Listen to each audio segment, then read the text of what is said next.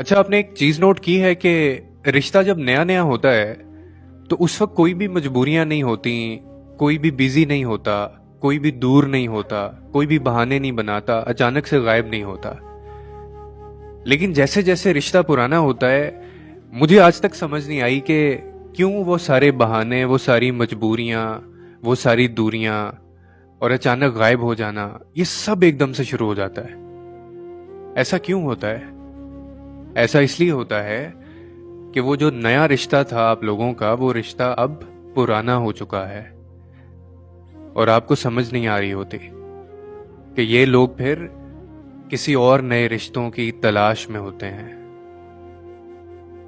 तो जब अचानक से मजबूरियां, अचानक से मसरूफियत और अचानक से बहाने आन पड़े, तो समझ जाओ कि तुम्हारा रिश्ता पुराना और नए रिश्तों की तलाश जारी हो चुकी है।